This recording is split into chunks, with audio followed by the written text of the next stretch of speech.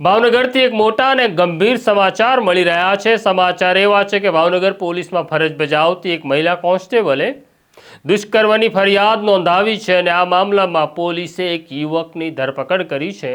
ઇન્સ્ટાગ્રામના મદદથી એકબીજાના સંપર્કમાં આવેલા આ મહિલા પોલીસ અને પેલા યુવક વચ્ચે સંબંધ બંધાયો અને પછી આ યુવતી સાથે દુષ્કર્મ કર્યાની ફરિયાદ ભાવનગર પોલીસના સી ડિવિઝને નોંધી છે। શું છે હકીકત, શું છે વિગત, હું વિગતે વાત કરીશ। વૈષ્ણવજન તો તેને કહીએ જે પીડ પરાઈ જાનાને રે। નમસ્કાર, નવજીવન ન્યૂઝમાં તમારું સ્વાગત છે। હું છું તમારો પ્રશાંત દયાળ। વાત કરવી છે ભાવનગરના સી ડિવિઝન પોલીસ સ્ટેશનમાં નોંધાયેલી એક ફરિયાદની। ભાવનગર પોલીસમાં ફરજ બજાવતી એક મહિલા પોલીસ કોન્સ્ટેબલ છૂટાછેડા લીધેલા હતા। એક સંતાનની માતા છે અને તે એક સાથીની શોધમાં હતી ત્યારે સિહોરમાં રહેતો જીગર ચાવડા નામનો યુવક તેના સંપર્કમાં આવ્યો અને જીગર ચાવડાએ દાવો કર્યો હતો કે હું પણ છૂટાછેડા લીધેલી વ્યક્તિ છું અને એક જીવન સાથીની શોધમાં છું। આ મહિલા પોલીસે આ વાત ઉપર ભરોસો કર્યો અને પછી તેમના સંબંધો આગળ વધ્યા।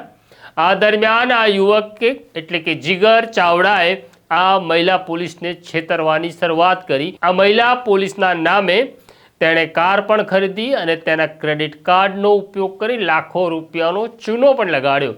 આ મહિલા પોલીસ સાથે લગ્ન કરીશ એવું વચન આપી શરીર સંબંધ પણ બાંધ્યો હતો, પણ ત્યાર પછી આ યુવકે રંગ બદલ્યો અને પછી જીગરે દાવો કર્યો કે હું ઉચ્ચ વર્ણનો છું અને તું દલિત છે, માટે તારી સાથે લગ્ન ન કરી શકું।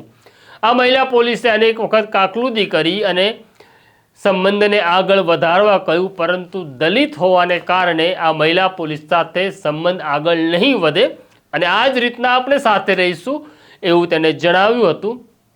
જેનાથી ત્રસ્ત થયેલી આ મહિલા પોલીસે ભાવનગરના સિનિયર પોલીસ અધિકારીના ધ્યાન ઉપર જ્યારે આ વાત મૂકી ત્યારે ભાવનગર સી ડિવિઝન પોલીસે આ જીગર ચાવડા સામે દુષ્કર્મ અને એટ્રોસિટી એક્ટ પ્રમાણેની ફરિયાદ નોંધી તેની ધરપકડ કરી।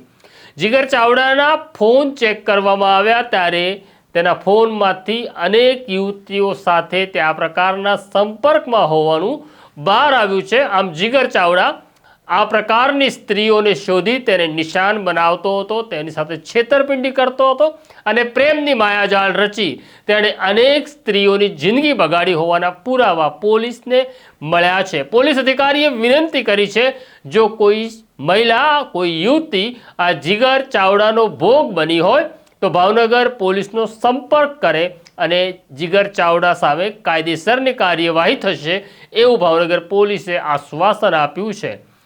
તો આ હતી ભાવનગર પોલીસની સ્ટોરી, જેમાં ખુદ મહિલા પોલીસ સાથે આ પ્રકારની ગંભીર ઘટના ઘટી છે।